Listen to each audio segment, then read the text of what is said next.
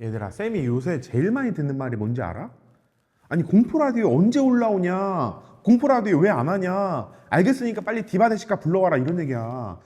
얘들아, 나 한국지리 강사야. 내가 왜 자꾸 너네한테 공포 라디오를 이렇게 해줘야 되는 의무가 있는 것처럼 얘기를 하는 거니?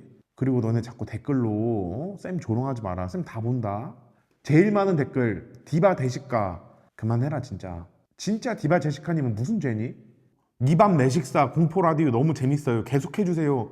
니밤 내식사는 디바 대식가랑 겹치는 글자가 한 글자도 없잖아. 이게 뭐 라인만 맞추면 된다 이거. 니밤 내식사? 그리고 PPHW3KV 넌 뭐야? 뭐 지코바 먹을까? 야, 너는 뭐 약간 이거 아쉽다. 지코바 어제 먹었어. 근데 지코바 먹을까는 우습잖아. 이거 니밤 내식사가 낫잖아. 차라리 니밤 내식사는 라임에 굉장히 이해도가 있는 애잖아.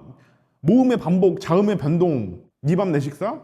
쌤, 봄에는 산나물 비빔밥이랑 꼬막 무침, 여름에는 삼계탕이랑 냉면, 가을에는 전어구이랑 군고구마, 겨울엔 소고기 전골이랑 붕어빵, 찐빵, 호떡 사드릴 테니까 사계절 내내 남양특집 계속해주세요. 야, 이게 남양특집이 이 자식아.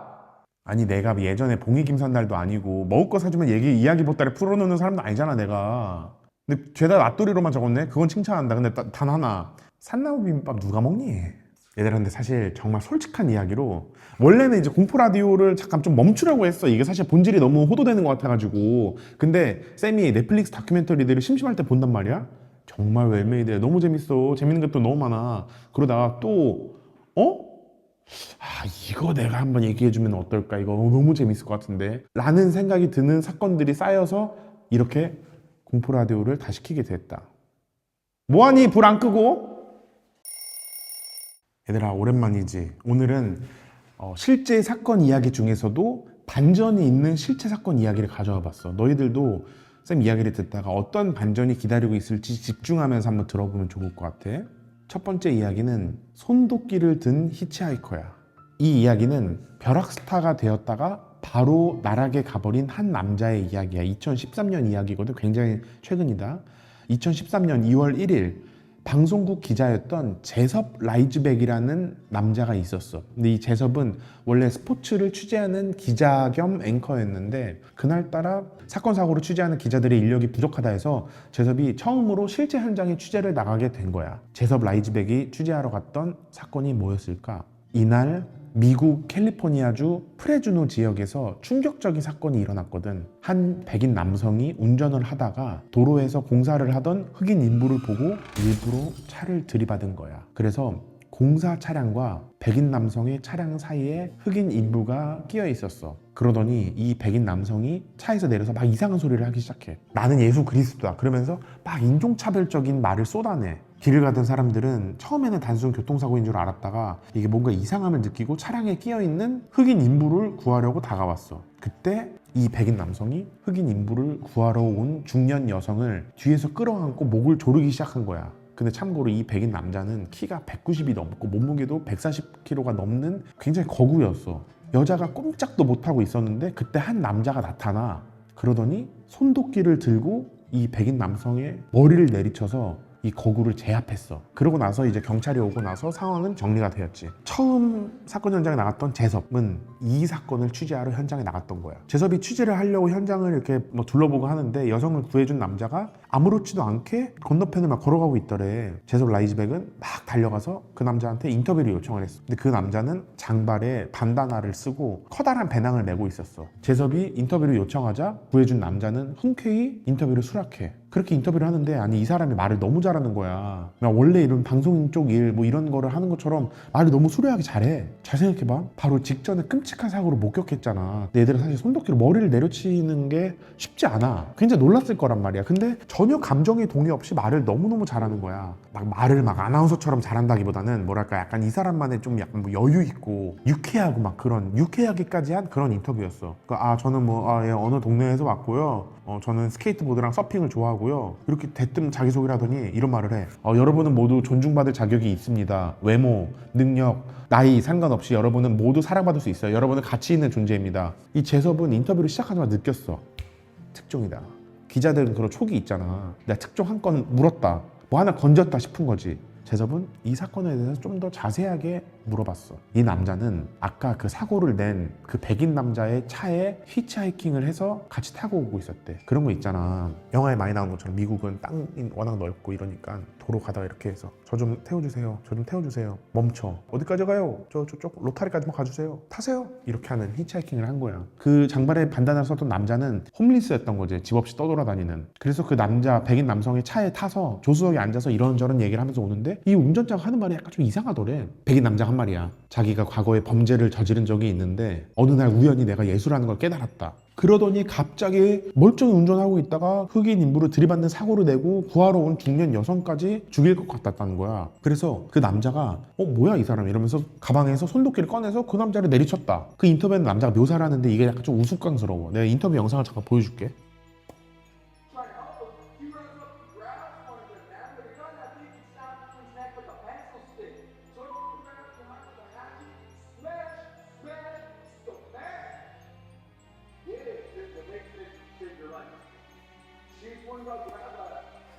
보이니? 경쾌해. 심지어 이렇게 인터뷰를 하고 재섭은 남자에게 그 이름을 물어봤어. 그 남자는 이제 자기를 카이라고 소개했어. 재섭이 성은 뭐냐 이러니까 그런 거 없어요, I'm 카이, 쿨하게 대답해. 이렇게 재섭이 취재한 뉴스가 방송이 되고 나서 기자의 촉이라는 게 이게 뭔가 아쉬운 거야. 이 인터뷰가 실제 뉴스에는 1분 30초 정도로 짧게 나갔는데 분명히 이게 인터뷰가 바이럴이 돌 것 같다 이런 생각이 드는 거야. 그때도 유튜브나 이런 거 다 있었으니까. 끔찍한 사고에서 사람을 구한 영웅. 근데 그 영웅이 뭔가 약간 힙하면서도 타인을 먼저 생각하는 홈리스다. 사람들이 열광할 만한 스토리잖아. 재섭은 집에 와서 이 인터뷰를 다시 편집을 해서 인터뷰 풀 영상을 방송국 유튜브에 올리고 잠에 들었어. 그리고 그 다음날 유튜브를 봤더니 조회수가 하루 만에 50만 회가 넘은 거야. 이 방송국은 지역 방송이라서 보통 조회수가 20회, 30회 정도 였대. 근데 하룻밤 만에 50만 회가 올랐다는 거야. 2013년에 유튜브를 하긴 했지만 지금이랑 느낌이 달랐겠지. 근데도 50만이 넘었으면 초대박이었던 거지. 그리고 그 숫자는 계속 오르고 실시간으로 오르고 있었어. 그 사람들은 이 영상을 자기 페이스북, SNS에 공유를 하고 그 공유한 영상이 또 조회수가 터지고 난리가 났어. 특히 아까 그 스매시 이 부분이 완전 밈이 된 거야. 요즘은 뭐 하나 뜨면 쇼츠로 막 돌아다니고 그러잖아. 노래 만들고 막 이렇게 똑같아. 이 인터뷰를 유튜버들이 리액션하고 그 스매시 부분을 리믹스한 영상, 노래, 팬아트, 짤 이런 2차 창작물들이 유행을 하면서 하루아침에 손도끼로 휘두른 히치하이커 카이라는 이름으로 밈이 된 거지. 스타가 된 거야. 그래서 방송국 내부에서도 난리가 났고 다른 방송국 제작자 PD들과 TV쇼 PD, 심지어는 영국, 캐나다, 일본의 방송국에서도 연락이 끊이지 않았어. 왜? 이렇게 사람들의 관심이 최고조일 때 어떻게 해야 돼? 우리는 추가로 카이를 정식으로 스튜디오로 모셔서 후속 인터뷰도 내고 그래야 되잖아. 우리나라에도 뭐 하나 뜨고 이러면은 유퀴즈 나가고 막 그런 것처럼 전 세계적으로 카이를 섭외하려고 눈에 불을 켜고 있었어. 근데 문제는 뭐야? 카이가 홈리스라는 거야. 홈리스는 뭐야? 집이 없어. 어디 있는지 몰라. 아무리 다시 찾고 있어도 지금 이 사람이 어디서 뭘 하고 있는지 알 길이 없는 거지. 재섭이 카이에 대해 알고 있는 정보라고는 이메일밖에 없었어. 그나마 직접 인터뷰를 했던 사람이 재섭 라이즈백이라는 기자였고 카이와 연락이 되는 유일한 사람이었던 거지. 그래서 재섭은 카이에게 페이스북 메시지도 보내고 이메일도 보냈어. 지금 당신의 인터뷰를 보고 전 세계가 열광하고 있다. 수많은 사람들이 당신을 스타로 만들어주기 위해 줄을 서 있다. 하지만 내가 당신과 인터뷰를 했던 유일한 사람이니까 내가 기회가 된다면 내가 먼저 당신을 스타로 만들어주고 싶다. 이렇게 연락을 한 거야. 다행히 얼마 지나지 않아서 카이에게 연락이 왔어. 카이는 사실 또 핸드폰도 없어서 어떤 뭐 주유소 가서 전화기를 빌려서 연락을 했대. 재섭은 카이의 연락을 받고 뛸 듯이 기뻤어. 그리고 바로 당장 카이를 만나러 떠났지. 그렇게 카이를 만나러 가고 다시 만난 카이는 여전히 똑같은 모습이었어. 약간 캘리포니아 바이브 이런 거 있잖아. 장발에 반다나 쓰고 살짝 껄렁껄렁하고 뭐 약간 이지 고잉 약간 이러는 거, 이지 라이프 이런 느낌인지. 재섭과 촬영팀은 하루 종일 카이를 쫓아다니면서 카이의 하루를 카메라에 담았어. 카이는 자신의 또 다른 노숙자 친구를 또 소개를 해주고 가게에서 물건을 훔쳐서 다른 노숙자들에게 그 물건을 또 나눠주기도 하고 갑자기 경찰 욕을 하기도 해. 하루 종일 카이가 하는 모든 행동들이 다 예상 바뀐 거야. 취재팀 입장에서는 이게 사실 좀 당황스러운 거지. 어디서부터 어디까지 대중들한테 노출을 할 수 있을까? 그리고 이 대중들은 카이라는 사람을 어떻게 받아들일까? 이런 고민이 좀 들었대. 그렇게 일단은 촬영을 쭉 하고 카메라맨이 혹시 조금 뭐 더 찍을 만한 거 없을까요? 이렇게 카이한테 물어봤더니 카이가 그럼 제가 뭐 노래하는 거 좀 찍으시겠어요? 이러면서 기타 가게로 데려갔대. 기타가 없으니까 가게에 있는 기타를 빌려서 자작곡을 들려줬어. 자작곡이야, 무려 자작곡. 근데 그게 또 대박인 거야. 직접 기타를 연주를 하면서 노래를 부르는데 그 모습이 너무 매력적이고 웬만한 가수처럼 무대 매너도 막 엄청 훌륭하고 그랬던 거야. 그렇게 카이의 후속 방송이 나갔는데 촬영팀들은 사실 걱정했었거든. 이게 너무 날 것 아닌가. 근데 걱정과 달리 대중들의 반응은 뜨거웠어. 사람들은 오히려 카이의 이제 꾸며지지 않은 모습과 엉뚱한 매력에 더 매료되었던 거지. 뭐랄까 약간 영웅이라고 하면은 착하기만 한 뻔한 캐릭터를 생각하기 쉽잖아. 히어로 이러면은 너무 착하고 너무 선한 사람. 근데 카이의 이런 날것의 모습이 오히려 사람들한테 신선하게 다가온 거야. 대중들뿐만 아니라 방송국 관계자들도 카이의 이런 캐릭터를 놓치고 싶지 않았어. 그래서 재섭은 카이에게 당신을 주인공으로 한 리얼리티 쇼를 만들고 싶어하는 사람들도 있고 당신이 들어봤을 유명한 TV쇼에서도 당신을 섭외하려고 한다. 이렇게 제안을 했어. 근데 카이는 재섭이 하는 이야기를 제대로 듣지도 않고 시큰둥하게 있다가 저는 그냥 대마초나 필래요 이래버려. 자기는 유명세가 필요 없다 이거야. 미국은 또 대마초가 합법인 곳들이 있으니까 나는 그냥 이렇게 정처 없이 떠돌아다니면서 뭐 그냥 담배나 피고 술이나 마시고 그런 게 좋아요. 이렇게 대답을 하는 거지. 카이를 섭외하려고 했던 방송국 관계자들은 아주 애가 타서 미치겠는 거지. 환장하겠는 거지. 결국 재섭의 끊임없는 설득 끝에 카이가 알겠다고 했어. 근데 문제는 카이가 있는 곳에서 할리우드로 데려와야 되는데 카이는 홈리스니까 뭐 신분증도 없고 비행기, 기차 이런 뭐 교통수단 하나도 예약을 할 수가 없는 거야. 그래서 어쩔 수 없이 약간 카이 전담팀이 꾸려졌어. 카이 팀이 직접 차를 끌고 거기를 횡단을 해서 가서 그래서 겨우겨우 카이를 할리우드로 데리고 왔는데 와, 이 스태프들이 보기에 카이가 약간 좀 뭔가 쎄하기 시작한 거야. 인터뷰하고 막 이랬을 때 뭐 쿨, 칠 이런 카이랑 좀 느낌 달라. 먼저 할리우드에 있는 호텔에 도착해서 카이가 잠깐 호텔 앞에 대기하고 있었거든. 그 거리가 할리우드 명예의 거리라고 해가지고 막 그런 거 있잖아. 유명 배우의 손바닥에 핸드프린팅이랑 이름들이 바닥에 새겨져 있고 막 그런 거리였어. 근데 스태프들이 약간 주차한다고 한눈판 사이에 노상방뇨를 해버린 거야. 이게 끝이 아니야. 호텔에 체크인해서 방을 딱 들어갔는데 방에 빗지된 술들 있지. 냉장고에 있는 술. 원래 그런 거 마시면 돈 내잖아. 근데 그걸 보더니 갑자기 병나발을 불기 시작해. 그리고 이제 외출을 하려고 호텔 로비로 데리고 나왔는데 그 호텔이 굉장히 럭셔리한 호텔이었거든. 그래서 로비에 조약돌 같은 게 이제 굉장히 이쁘게 좀 깔려있고 이렇게 데코레이션이 되어 있었어, 인테리어가. 근데 거기 위에서 스케이트보드를 타서 그 호텔에서 갑자기 쫓겨나기도 하고 그랬다는 거야. 근데 스태프들 입장에서는 언제 터질지 모르는 시한폭탄처럼 느껴지기 시작했다는 거야. 처음에는 그냥 엉뚱하고 4차원이다. 근데 얘들아, 엉뚱하고 4차원이다라는 것도 최소한의 사회생활은 되고 약속과 규율은 지켜야지 그게 4차원이 되는 거지. 갈수록 사고 맞히고 컨트롤이 안 되니까 아주 미치겠는 거지. 그래서 결국 한 여자 매니저가 카이를 자기 집에 데려와서 1대1 케어를 하기로 했대. 근데 나중에 그 스텝이 얘기하는 게 지내는 동안 묘한 긴장감이 계속 흘러서 너무 힘들었다라는 거야. 그렇게 며칠 지나서 유명 TV쇼에 출연하는 날이 왔어. 근데 그날도 그냥 순조롭게 간 게 아니야. 카이는 스튜디오에 들어가자마자 스튜디오 로고가 있는 가판대에다가 또 노상방뇨로 그냥 오줌 싸버리는 거야. 거기다가. 방송 직전까지 이렇게 사고만 치니까 스태프들은 얘가 진짜 생방송에서 아주 막 미친 짓을 하는 거 아닐까? 이러면서 아주 초조해했어. 그렇지만 다행히 일단 방송은 잘 흘러갔어. 카이가 출연한 방송이 지미 카멜 라이브 쇼거든. 들어본 사람 있을 거야. BTS가 출연했던 그 쇼. 지미 키멜이라는 코미디언이 진행하는 심야 토크쇼였는데 이 지미 키멜이라는 사람이 ABC 방송국의 대표 코미디언이야. 그래서인지 카이가 선을 넘을 듯 말 듯한 발언을 할 때마다 지미가 적절히 화제를 전환하고 끊어주고 이러면서 약간 웃음을 유도했지. 지미 키멜이 겨우겨우 아둥바둥 이거를 잘 선을 넘지 않게 이렇게 막아서 쇼를 진행을 했어. 카이가 뭐 행동도 행동이지만 갑자기 막 돌발적인 말을 할 때도 있었거든. 어쨌든 이 지미 키멜의 하드캐리로 방송이 끝나고 스태프들은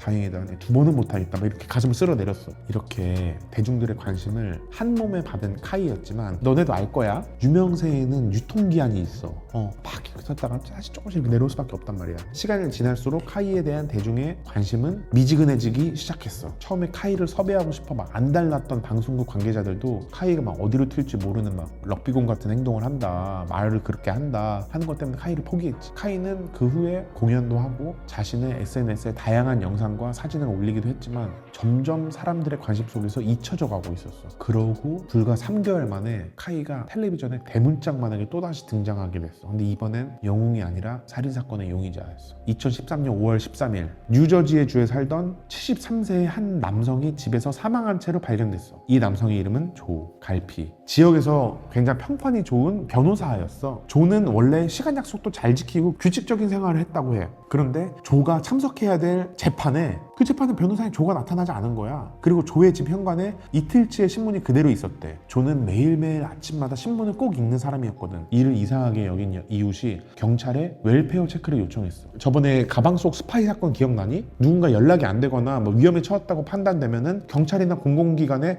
지금 잘 있는지 신변을 좀 확인해 주세요 이렇게 요청을 하는 거야. 경찰이 요청을 받고 집을 수색을 했는데 침실에서 조가 사망한 채로 발견이 됐어. 그것도 아주 끔찍하게 폭행을 당한 상태였고 방 안에는 피가 흥건했대. 근데 집 자체에는 외부의 침입 흔적이라거나 사라진 금품이 없었어. 근데 테이블에서 딱 하나 이상한 걸 발견해. 어떤 전화번호와 한 남자의 이름이었어. 로렌스 카이. 그리고 경찰은 조의 방에서 전날 구매한 기차표를 발견했어. 그래서 기차역으로 가서 그 시간에 CCTV를 봤더니 조가 발권기 앞에서 기차표를 사고 있었고 그 옆에는 한 남자가 있었어. 그 남자는 장발의 백인 남성 그리고 반다나를 쓰고 있었지. 틀림없는 카이의 모습이었어. 경찰도 카이 지미 키멜 쇼 봤을 거 아니야. 이 사람 그때 그 사람 아니야? 한 3달 전에? 그거 뭐 누구 구해줬다고 해서 엄청 유명해진 홈리스. 바로 경찰은 카이를 용의자로 특정하고 수배를 내렸어. 경찰이 조사한 바에 따르면 카이의 본명은 케일럽 맥길버리였어. 뉴저지 경찰은 카이가 맨 처음 사람을 공격했던 그 사건, 그 카이를 영웅으로 만들었던 그 사건을 다르게 바라봤어. 흑인 인부를 고의로 들이받은 그 백인 남성이 명백하게 가해자가 맞긴 하지만 만난 지 얼마 안 된 사람을 다른 것도 아니고 손도끼로 머리를 공격했다는 거는 굉장히 위험하게 판단을 한 거지. 처음 카이를 인터뷰했던 제섭은 카이가 사실 노숙자고 홈리스고 뭐 위험하고 이러니까 자신의 신변을 좀 보호하기 위해 손도끼 같은 조금 작은 도구를 가지고 다니는 게 뭐 이상하진 않잖아 라고 생각을 했던 거지. 근데 경찰은 카이가 공격 도구를 가지고 거리를 활보하고 있다는 걸 굉장히 위험하다고 판단을 했던 거지. 카이를 잠깐이나마 가까이서 지켜봤던 방송국 스태프들, 심지어 한 집에서 단둘이 지냈던 여자 매니저도 모두 이 소식을 듣고 경악했던 거야. 그러면서 또 동시에 무슨 생각을 했냐면 기어이 사고를 쳤구나 이런 마음이었어. 카이가 기타 가게에 가서 노래 들려주고 했던 거 기억나지? 카이는 직접 곡을 쓰고 노래를 하기도 한다 했잖아. 카이가 이렇게 유명세를 얻고 나서 어떤 밴드랑 합동 공연을 한 적이 있었는데 카이가 그 밴드의 보컬한테 이런 얘기를 했대. 그때 그 손도끼 얘기를 하면서 사실 그 운전자한테 내가 피던 그 대마초를 건네주면서 같이 폈는데 근데 그 대마초에 다른 약도 들어있었거든. 그래서 그런지 그 운전자가 아주 흥분하더라. 이렇게 말하면서 혼자 씩 웃더래. 어쩌면은 그 카이가 손도끼 사건에서 사건의 불씨를 일으킨 것일 수도 있는 거지. 카이는 용의자로 특정되고 수배되고 얼마 지나지 않아서 5월 16일 경찰에 체포됐어. 체포되었을 때 카이의 모습은 여태까지 알려진 모습과는 굉장히 많이 달랐어. 머리를 짧게 자르고 카이의 트레이드마크였던 반다나도 쓰고 있지 않았지. 그래서 이렇게 사람을 구한 영웅에서 한 사람을 살해한 용의자로 카이는 대중 앞에 서게 된 거야. 카이는 범행에 대해서 정당방위를 주장했어. 카이가 14일날 자신의 페이스북에 이런 글을 올렸거든. 만약 네가 남의 집에서 자고 일어났는데 누군가 나에게 약을 먹여놓고 성적인 행동을 했다는 걸 알게 되면 어떻게 할 거야? 라는 글을 페이스북에 올려놨어. 이렇게 카이와 조 사이에 어떤 일이 있었다는 걸 암시하는 글이었어. 카이는 자신은 강간의 피해자고 그 범행을 피하기 위해 조와 몸싸움을 하다가 벌어진 일이라고 주장했어. 하지만 경찰은 카이의 주장이 일관적이지 않으며 사망한 조의 상태가 몸싸움 수준이 아니라 그냥 아주 극심한 폭행을 당했다라고 밝힌 거지. 애초에 70대 노인과 30대 남성의 몸싸움이 상식적으로 어렵잖아. 사실 조의 부검 결과에서 나온 피해자의 상태는 여기서 자세하게 뭐 말하진 않겠지만 정말 참혹해. 그리고 몸싸움을 했다고는 하지만 사실은 카이의 몸에는 어떤 종류의 폭행 흔적도 남아있지 않았거든. 경찰은 두 사람 사이의 성관계는 합의에 의한 것이지만 살인은 계획적이었던 거라고 밝히면서 재판부는 카이에게 57년형을 내렸어. 판사는 판결을 내리면서 카이에 대해서 이렇게 얘기를 했어. 언제 터질지 모르는 분노의 화약고 당신은 대중들에게 자유로운 영혼이라는 이미지를 만들었지만 배심원은 무자비하고 계산적이며 냉정한 살인마의 모습을 봤습니다. 라고 판사가 이야기를 한 거야. 이 카이의 이야기는 넷플릭스에 손도끼를 휘두른 히치하이커라는 다큐멘터리에 나와 있어. 거기서 카이를 곁에서 지켜본 사람들이 마지막에 이런 얘기를 해. 카이가 위험한 인물인 걸 아무도 몰랐냐고요? 사람들은 알았을 거예요. 근데 내가 진실을 보지 못했고 내 진실을 믿지 않았기 때문이죠. 나는 내가 안다고 생각하는 것만 봤을 뿐이고 그게 굉장히 큰 착각이었습니다. 카이 곁에 있었던 방송 관계자 모두 사실은 카이의 불안정하고 제멋대로 행동하는 모습들을 봤어. 근데 어떻게 보면 유쾌하고 힙한 영웅이라는 이미지를 만들기 위해, 그리고 그 이미지로 돈을 벌기 위해 다들 그냥 모른 척 했던 건 아닐까? 여러 가지 생각을 하게 만드는 충격적인 이야기였어. 두 번째 사건은 한국에서 일어난 사건이야. 1998년 3월 2일 부천의 한 비디오 가게에서 화재 신고가 들어왔어. 소방관들이 바로 출동했지. 다행히 화재 자체는 크지 않아서 화재 진압은 금방 이루어졌어. 그렇게 화재가 진압이 되고 소방관들이 내부를 살펴보는데 아니 갑자기 웬 미라 같은 모습의 시신이 한 구가 발견이 된 거야. 그 시신은 붕대와 박스 테이프로 칭칭 감겨져 있었고 그거를 걷어내 보니까 그 안에는 또 비닐로 얼굴이 감싸져 있었어. 딱 보기에도 화재로 사망한 시신이 아니었던 거지. 그 후에 경찰이 출동을 해서 자세히 살펴보니까 이상한 점도 또 이게 한두 개가 아니야. 일단 이 시신 피해자는 화재가 아니라 구타, 그것도 온몸이 피로 물들 정도의 심한 폭행으로 사망했던 거였어. 그런데 피해자의 몸에는 어떠한 저항의 흔적도 발견되지 않은 거야. 그러면은 혹시 약물 같은 걸로 인해 정신을 잃었던 걸까? 하지만 부검 결과 약물도 발견되지 않았어. 그리고 비디오 가게 내부에서 사라진 금품이나 침입 흔적도 전혀 없었지. 피해자는 비디오 가게의 주인인 39세의 김 씨였어. 현장은 안타깝게도 화재를 진압하느라 많이 훼손된 상태였어. 그래서 일단 피해자의 사망 상태에 주목을 해서 원한으로 인한 범죄로 추정을 하고 경찰은 자연스럽게 피해자의 아내인 최 씨를 조사하기 시작했지. 왜냐하면 피해자 김 씨의 이름으로 생명보험이 가입되어 있었거든. 머리에 손상을 입으면 최대 8천만 원, 사고로 사망할 경우에는 최대 4억 원을 받을 수 있는 보험이었어. 지금도 굉장히 큰 돈이지만 98년도 당시를 생각하면 정말 큰 액수지. 근데 피해자의 아내 최 씨는 생명보험의 존재 자체도 몰랐대. 그리고 애초에 이 범죄 자체도 여자 혼자 했다고 하기에는 좀 어려움도 있었고 무엇보다 알리바이도 확실했어. 그런데 아내 최 씨의 행적에서 수상한 점을 발견해. 어떤 남자에게 삐삐로 발신한 메시지 내역이었어. 너 어젯밤에 무슨 일 있었니? 경찰이 너 찾고 있어. 빨리 도망가. 사망한 김 씨의 아내 최 씨가 보낸 이 문자는 누구한테 보낸 거였을까? 이 문자는 바로 김 씨 부부의 집 옥탑방에 세대로 살고 있는 26세 임 씨에게 보낸 문자였어. 이 문자 내용으로 봐서 일단 그 아내 최 씨는 범행과 연관이 좀 없을 가능성이 높은데 갑자기 또 그 26살 임 씨한테 도망가라고 하는 걸로 봐서 이 임 씨랑 최 씨가 약간 내연 관계인가 하든 추측을 할 수 있겠지? 경찰은 임 씨에 대해 수사를 하기 시작했어. 임 씨는 7년 전부터 김 씨 부부와 깊은 인연을 맺고 있었어. 이웃들이 보기에는 그냥 거의 가족처럼 지냈대. 임 씨는 사실 어릴 때부터 부모님의 보살핌을 받지 못하고 친척집을 전전하면서 살아야 했어. 그리고 일찍 서울로 상경해서 다사다난한 삶을 살았지. 그러다 피해자의 아내인 최 씨를 우연히 알게 됐어. 그 최 씨는 어린 나이에 고생하는 그런 임 씨를 굉장히 따뜻한 마음으로 좀 대해줬고 임 씨는 최 씨에게 심리적으로 의지하게 됐어. 피해자인 김 씨도 임 씨를 나이 차이가 나는 동생으로 생각하고 안타깝게 생각해서 옥탑방에서 지낼 수 있게 해주고 비디오 가게 일도 함께 한 거야. 근데 여기서 임 씨는 점점 시간이 갈수록 아내 최 씨에게 단순한 고마움 이상의 감정을 좀 느끼기 시작했어. 경찰이 26살 임모 씨를 처음 봤을 때 좀 이상하게 느끼긴 했거든. 가족같이 지냈던 그 큰형님이 돌아가셨는데 너무 태연하게 행동을 하고 비디오 가게에서 이제 화재가 났을 때 어떻게 보면 직장에 불이 난 건데 너무 이제 남의 집 구경하듯이 막 지켜보고 그랬단 말이야. 그래서 경찰은 이 임모 씨의 행적을 캐봤어. 임모 씨는 집에서 잠을 자고 있었다고 했는데 당시에는 뭐 CCTV가 있어 뭐가 있어 그렇게 보편화되지 않았으니까 이 알리바이를 굉장히 입증하기 어려웠던 거지. 그래서 임 씨의 집을 찾아갔어. 근데 갑자기 너무 약간 소름 돋는 뜻밖의 광경을 마주하게 된 거야. 임 씨 집에 텔레비전이 3대가 있었거든? 그래서 뭐야 이놈 이거 뭐야 하면서 텔레비전 켜봤어. 근데 김 씨 집의 내부가 이제 나오고 있었던 거야. 그리고 이건 녹화한 것도 아니고 지금 실시간으로 나오고 있는 화면이었어. 임 씨가 김 씨 부부의 집에 카메라를 설치해서 지켜보고 있었던 거지. 너무 소름 돋지 않니? 실시간으로 보고 있다는 게. 지금이야 CCTV가 이제 일반화되어 있어서 개인이 설치하는 게 막 아주 어려운 일은 아니지만 이때는 98년도라고 이렇게 개인이 카메라를 설치해서 선을 빼서 실시간으로 TV에 연결해서 TV 틀면 볼 수 있게 이렇게 하는 것도 굉장히 생소했던 거야. 그 임 씨가 한때 전파사에서 일한 적이 있었는데 그때 배운 기술을 활용해서 이렇게 김 씨 집에 카메라를 설치했던 거다. 왜?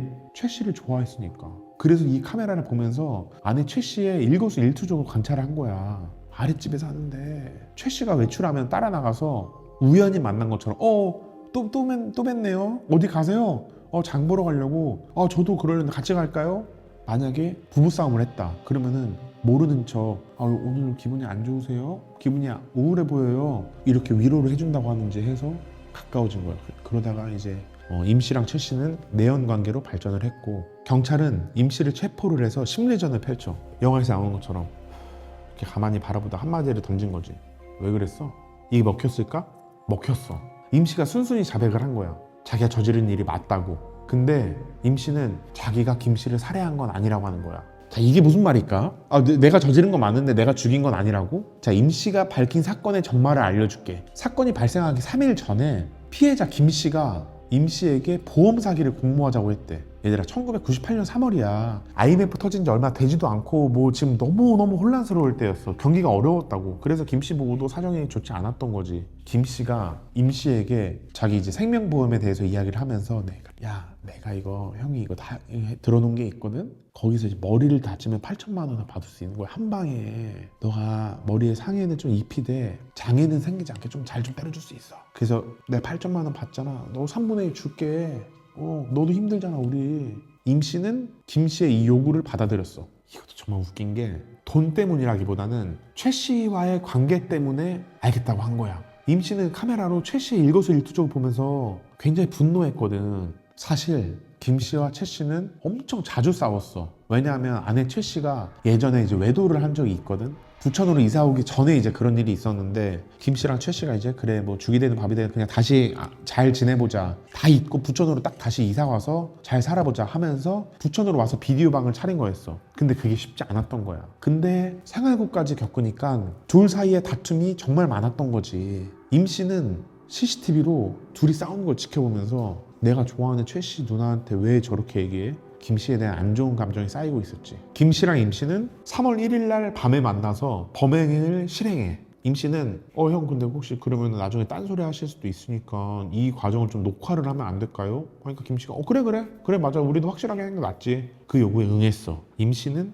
이 모든 전말을 이야기를 하면서 그 비디오에 대해 경찰에게 이야기를 했지. 그 말에 경찰은 그 비디오방 근처를 샅샅이 뒤졌고 담벼락 사이에 있는 서류 가방 하나를 발견했어. 007 가방 알지? 검정색깔 이거 케이스, 브리프 케이스. 그렇게 생긴 가방이야. 근데 그 안에 비디오 테이프가 하나가 있었는데 경찰은 그 비디오를 서해 와서 재생을 하고 깜짝 놀랐어. 그리고 이내 경악하고 말았지. 그 비디오 안에는 임 씨가 진술한 대로 범행 장면이 고스란히 녹화되어 있었거든. 비디오는 대화를 나누고 있는 이제 임 씨와 김 씨의 모습으로 시작을 해. 임 씨는 이제 그 형님이 맞다가 나도 모르게 이제 몸을 피하거나 저항할까봐 몸을 결박했다라고 증언을 해. 임 씨가 이제 형님을 묶으면서 좀만 참으세요 형님, 제가 아프지 않게 빨리 끝낼게요. 저희 이거 해갖고 보험 이거 해서 잠시만 계세요 형님, 이렇게 깍듯하게 이야기를 하고 있어. 김 씨는 알겠어. 좀 살살 묶어.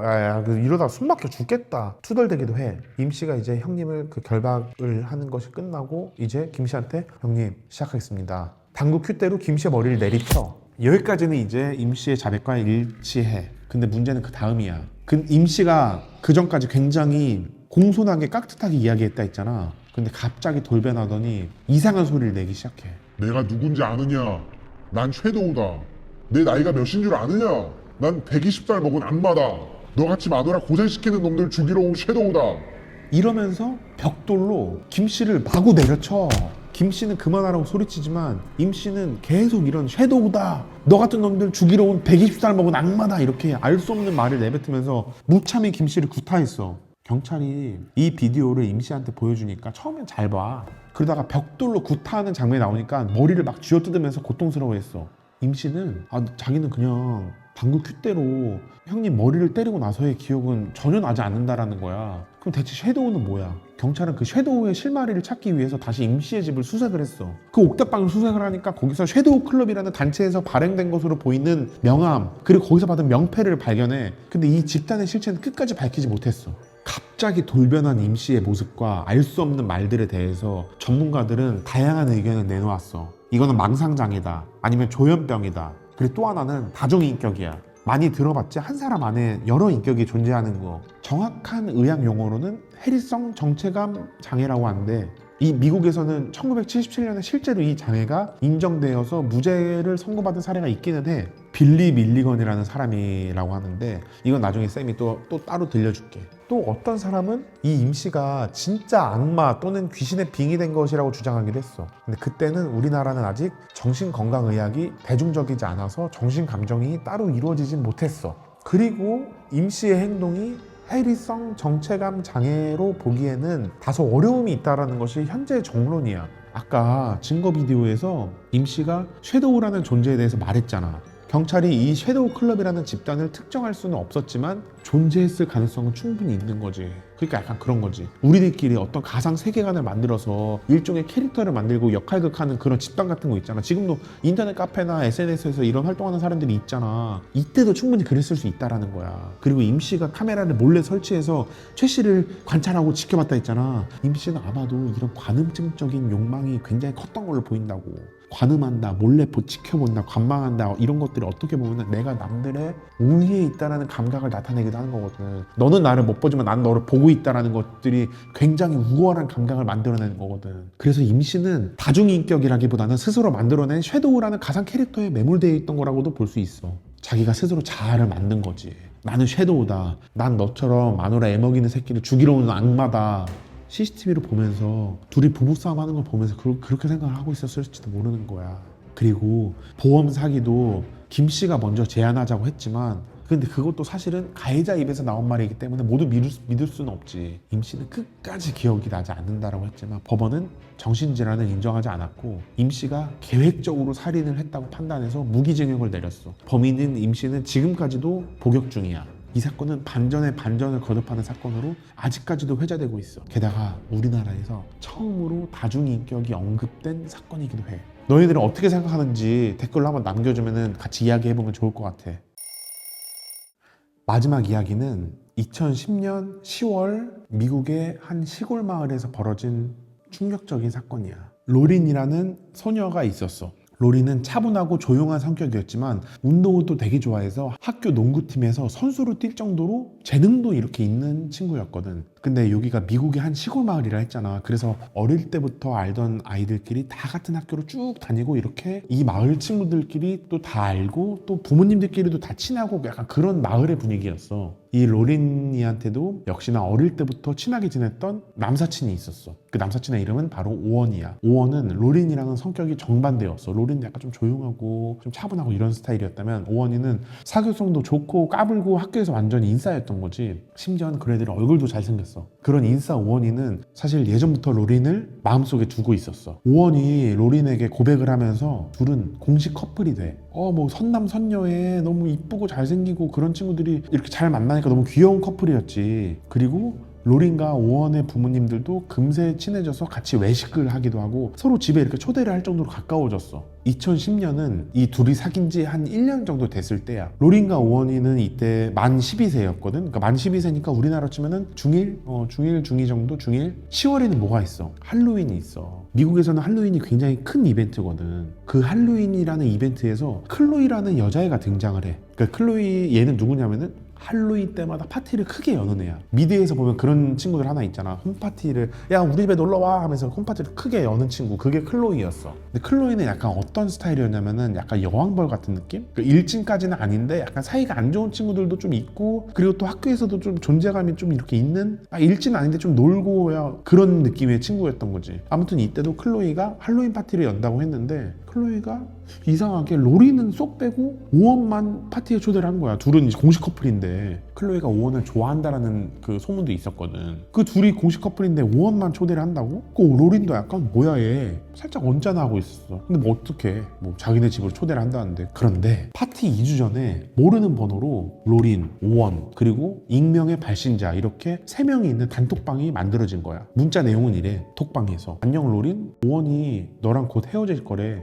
이제 너 안 좋아한대. 오원은 날 좋아해. 오원이 할로윈 파티에 와서 나랑 잠자리도 가지기로 했어. 이런 이런 문자가 온 거야. 로린이랑 오원은 어리둥절했겠지. 누가 제일 의심스러워? 클로이.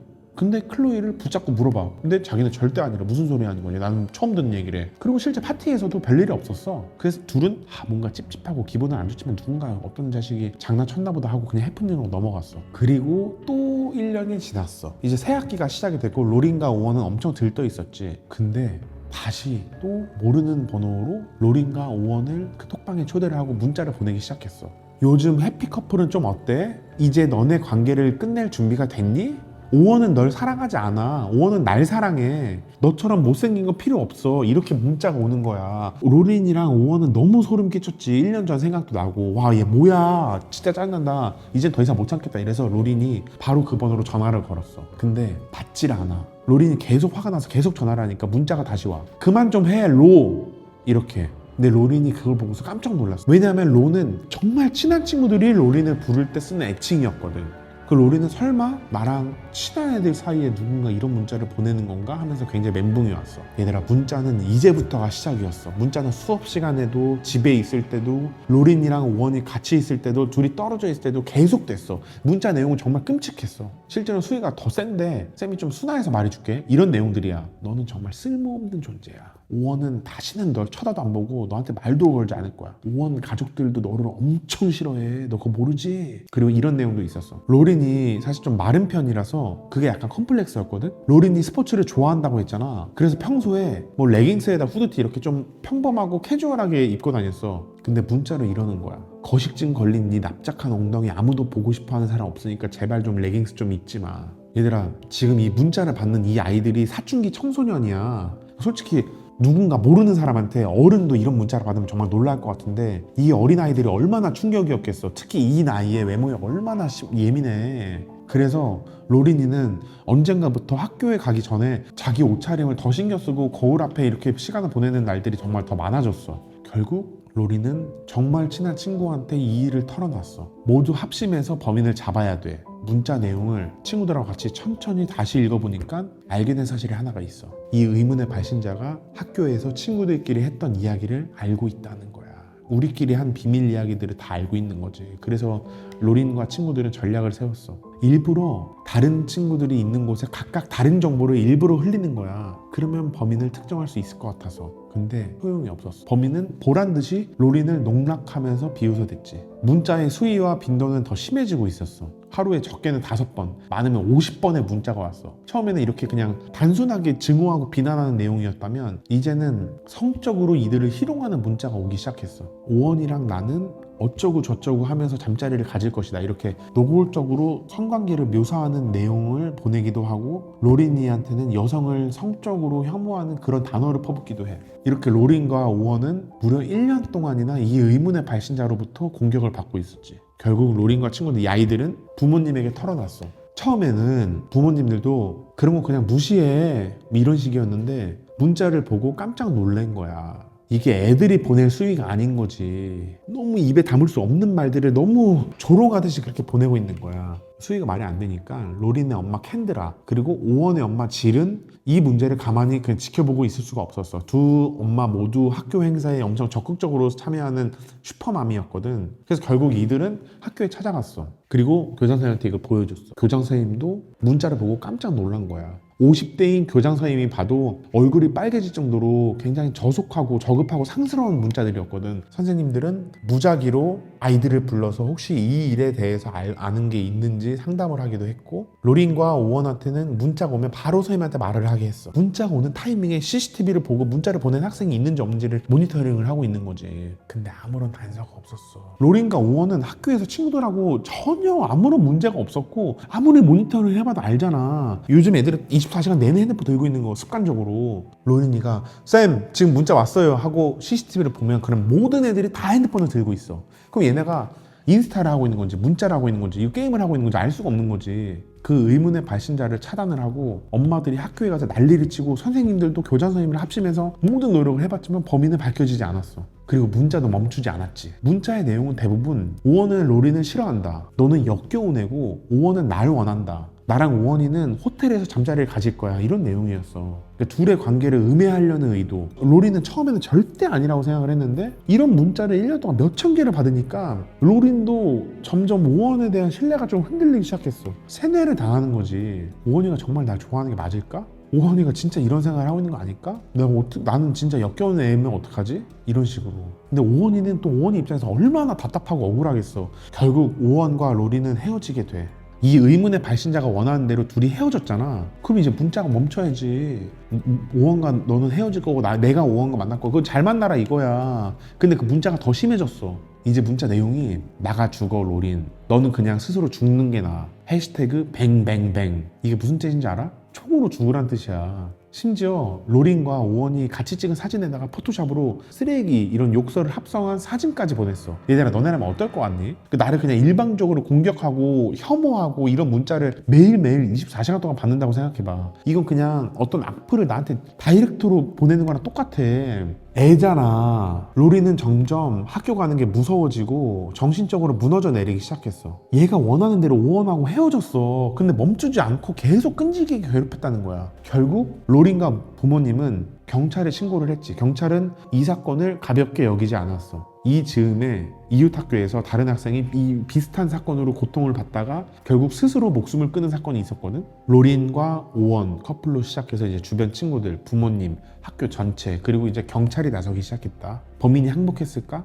아니, 경찰까지 나섰지만 문자는 멈추지 않았어. 그리고 이 범인은 약올리기라도 하는 듯이 조금씩 자신의 정보를 흘렸어. 예를 들면 로린이 참여한 농구 경기에서 자신이 12득점을 올렸다고 얘기를 한 거야. 그러니까 로린의 엄마 캔드라도 이 현장에 있었거든. 농구 경기 현장에. 그래서 경기 내용을 살펴보니까 12득점을 올린 사람은 클로이밖에 없었어. 아까 말했지. 맨 처음에 할로윈 파티 열고 오원을 한때 좀 좋아했다는 소문이 돌았던 클로이. 그래서 클로이가 경찰에 조사를 받았어. 네, 하지만 클로이는 절대 결백하다고 하면서 자신의 핸드폰도 그냥 경찰에 내버렸어. 그리고 클로이에게는 별다른 증거가 발견되지 않았지. 하지만 학교가 늘 그렇듯이 소문은 빨라. 이미 학교엔 클로이가 범인이라는 소문이 돌았어. 클로이 아빠가 경찰이라 부모님이 증거를 다 없애준 거라면서. 클로이 다음으로는 오원의 사촌인 아드리아나가 또 유력한 범인으로 지목이 됐어. 범인이 오원과 로린에게 보낸 사진 중에 오원 집에서 찍힌 사진이 있었거든? 그러면 범인은 오원의 집에 드나들 수 있는 가까운 사람이라는 거잖아.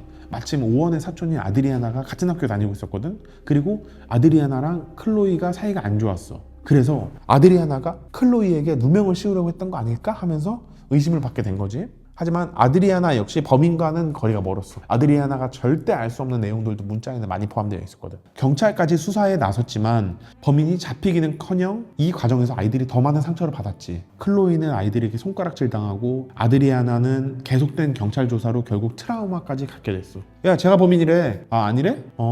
야, 쟤래. 제가 손가락질 받고. 야, 아니다, 얘래. 클로이랑 아드리아나는 용의자라는 이유만으로 또 다른 고통스러운 시간을 보내야만 했던 거야. 로린네 가족은 로린네 엄마 캔드라가 로린네한테만 신경을 엄청 쓰니까 남편과 사이도 안 좋아지고 또 재정적인 문제까지 겹치면서 가정이 위태로워지기 시작했어. 오원네 가족도 분위기가 당연히 좋지 않았지. 사실 로린과 오원의 부모님이 정말 이 사건을 해결하기 위해서 애를 썼거든. 그 과정에서 이 가족의 불화까지 생겨버리고 만 거야. 결국 경찰은 FBI에 수사 지원 요청을 보내. 이제 마을 전체를 넘어서 FBI라는 연방경찰까지 나서기 시작했어. FBI는 모든 데이터를 분석했어. 범인은 핑거라는 어플을 썼는데 이 어플이 뭐냐면 VPN 같은 거야. 자신의 IP를 다른 IP로 우회시키는 어플인 거지. FBI는 핑거에 수색영장을 발부하고 데이터를 내놓으라고 했지. 핑거는 FBI 요구에 응했어.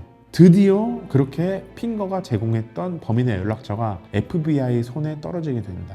사건 담당 경찰관은 전화번호를 받아들고 핸드폰에 그 번호를 눌러봤어. 그랬더니 경찰관이 저장해둔 번호였는지 이름이 딱 이렇게 뜨는 거야. 범인이 누구였을까? 그 번호의 주인은 놀랍게도 로린의 엄마 캔드라였어. FBI 수사관, 경찰, 충격에 빠졌어.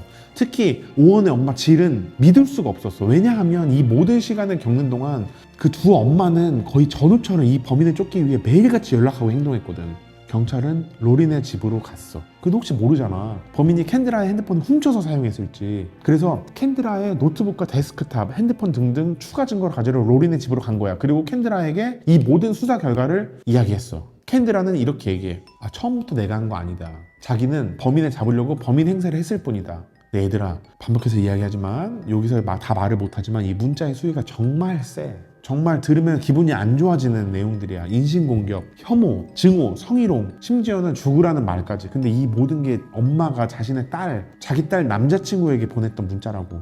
캔드라가 가지고 있던 비밀은 이게 다가 아니었어. 원래 엄마 캔드라는 IT 관련된 회사에서 일을 하고 있었거든. 근데 캔드라는 이제 분명 자기가 퇴사를 한 거라고 가족들에게 이야기를 했는데 알고 보니까 해고당한 거였어. 왜? 출근해서 맨날 핸드폰만 만지고 있거든. 그리고 지금도 뭐 다른 직장에 다니고 있다. 그리고 아침마다 출근하고 갔다 올게 이랬는데 사실은 백수였어. 그것도 거짓말이었던 거야. 게다가 집 렌트비, 공과금 이런 것도 모두 다 안 내서 다 밀려 있었어. 캔드라는 도대체 왜 이런 짓을 한 걸까? 캔드라는 딸이 자라는 게 너무 무서웠대.